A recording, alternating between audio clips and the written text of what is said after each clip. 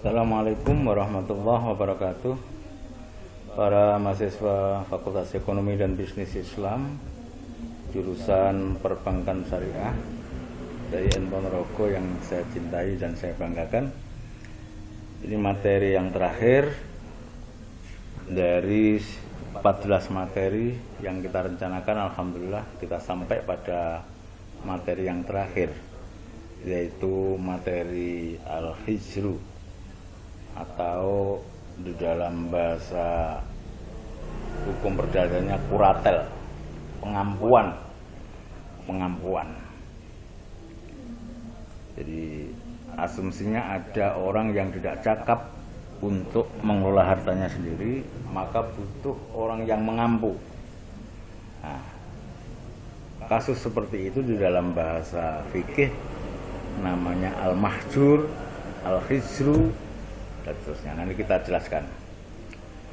Ayat yang akan kita kaji adalah surat An-Nisa ayat 5. Bismillahirrahmanirrahim. Wala tu'tus sufaha'a amwalakum alladhi ja'alallahu lakum qiyaman warzuquhum fiha waksuhum wa qulu lahum qawlan ma'rufa. Wala tu'tus sufaha, dan janganlah kalian berikan kepada orang-orang as-sufaha, orang-orang yang lemah akalnya, amwalakum, harta-hartamu. Jadi harta itu jangan kamu berikan kepada orang-orang yang lemah akalnya.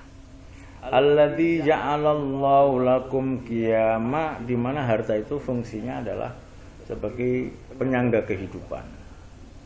Warzuquhum fiha, karena harta itu kamu kelola, maka orang-orang yang lemah akalnya itu kamu cukupi kebutuhan hidupnya. Waksuhum, kamu cukupi pakaian mereka. Waqulu lahum qawlam ma'rufa, dan berkatalah kepada mereka dengan perkataan yang baik. Kita jelaskan terlebih dahulu tentang kita persepsi, ya, kita mengulang materi-materi di fikih muamalah. Semoga masih ingat.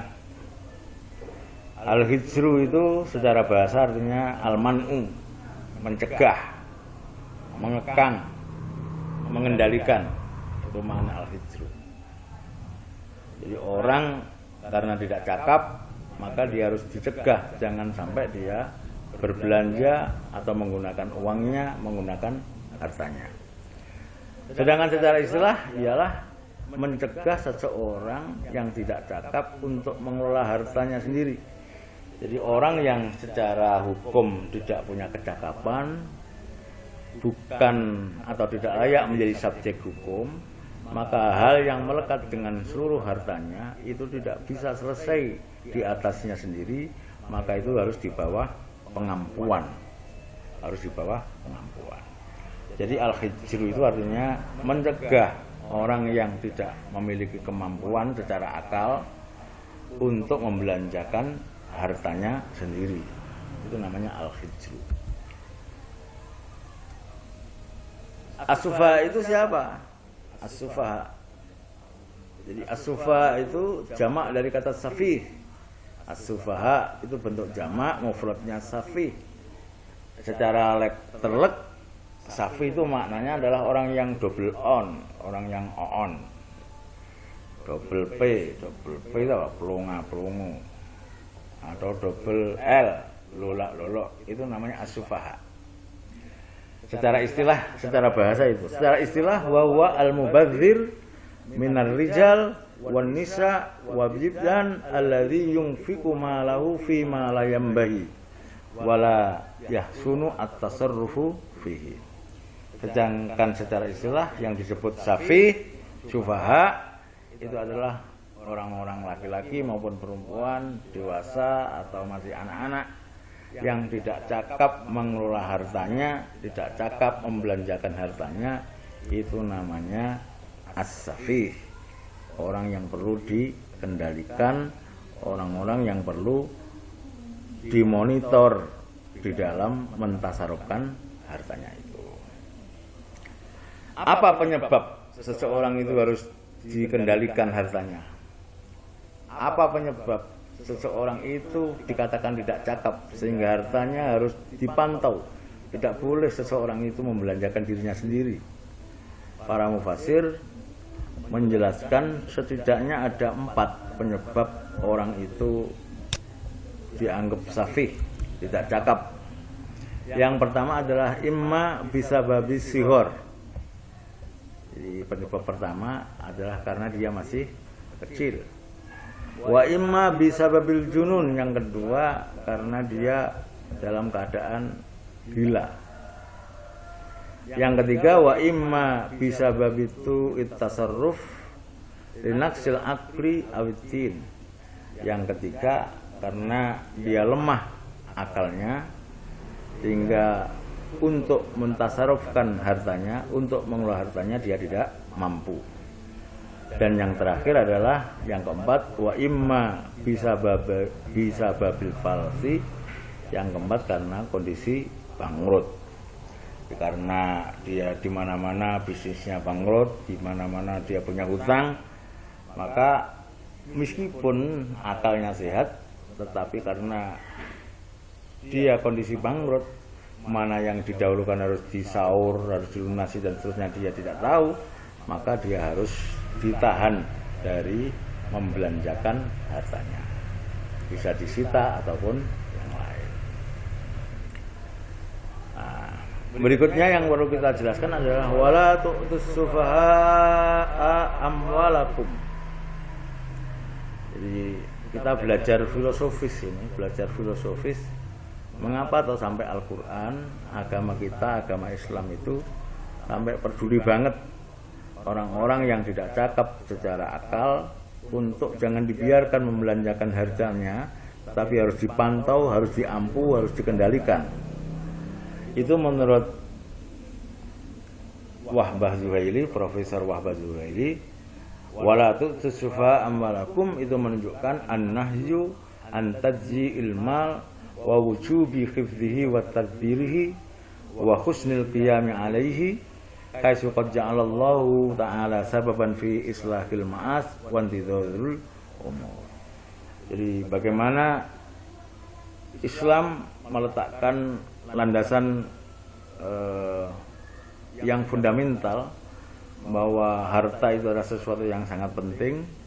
Harta itu adalah salah satu faktor di mana ekonomi itu akan berjalan dengan baik.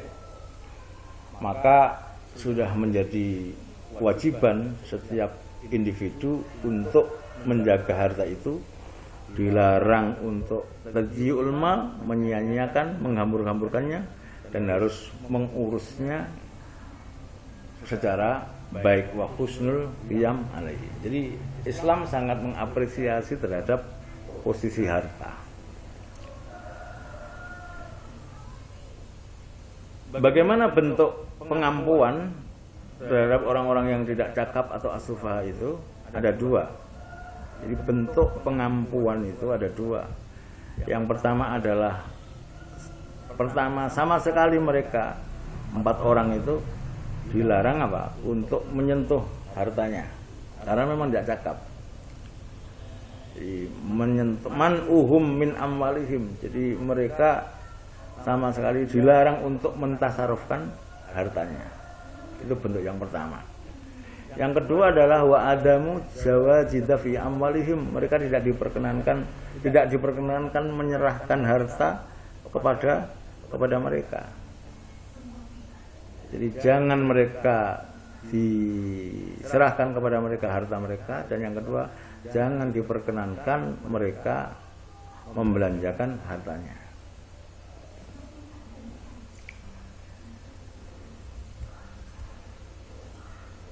Yang berikutnya adalah tugas wali, tugas seorang pengampu, tugas seorang kuratel itu apa?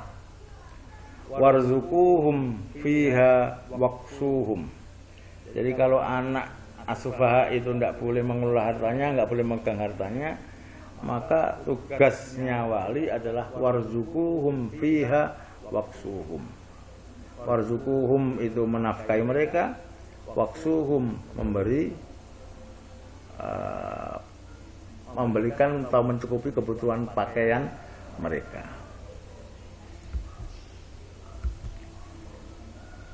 Oleh karena itu para mufasir mengembangkan lebih lanjut, karena seluruh kebutuhannya harus dicukupi oleh wali, maka wali dalam hal ini dianjurkan untuk mengembangkan harta as-sufaha itu dengan asumsi bahwa hasil pengembangannya itu nanti digunakan untuk mencukupi kebutuhan pokok mereka, kebutuhan makan, pakaian, tempat tinggal dan seterusnya.